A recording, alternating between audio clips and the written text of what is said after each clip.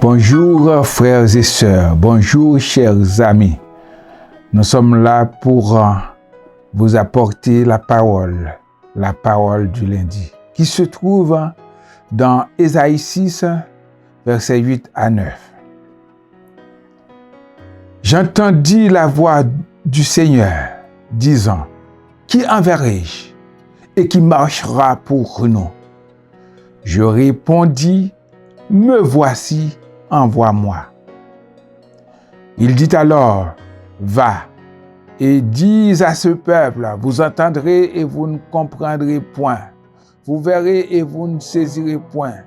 Rends insensible le cœur de ce peuple, endurcis ses oreilles et bouche-lui les yeux pour qu'il ne voie point de ses yeux, n'entende point de ses oreilles, ne comprenne point de son cœur, ne se convertisse point et ne soit point guéri. On est arrivé jusqu'au verset 10. Mais le verset qui nous intéresse, c'est le verset 9. J'entendis la voix du Seigneur qui me dit, qui enverrai-je et qui marchera pour nous? Je répondis, me voici, envoie-moi. Il faut, frères et sœurs, pouvoir entendre Dieu nous parler. Mais pour que Dieu nous parle, il faut qu'on soit dans un état de sainteté.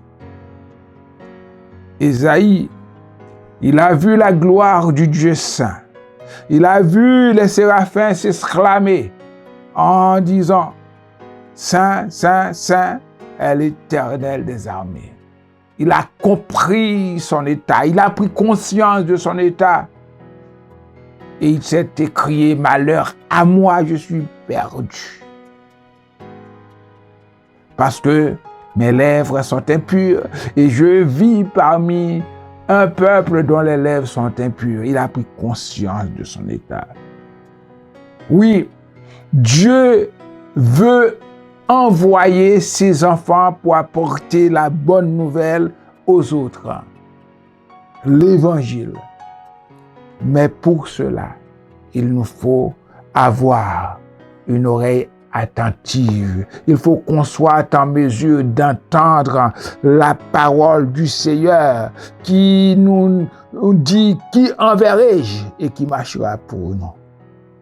N'importe qui ne peut pas marcher. N'importe qui ne peut aller pour le Seigneur. Il a fallu qu'Ésaïe soit purifié pour ça. Et il a dit, me voici, envoie-moi. Est-ce que je peux dire ça? Est-ce que vous pouvez le dire? Est-ce que nous ne sommes pas dans un état d'hypocrisie? Dieu pouvait choisir n'importe qui pour parler pour lui.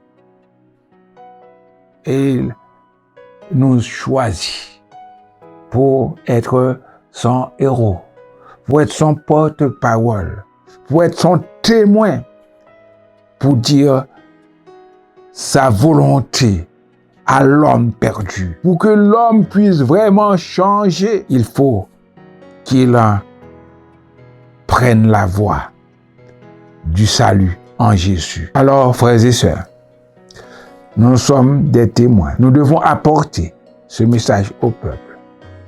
Même s'ils ne nous écoutent pas, nous devons faire le travail comme Dieu le commande.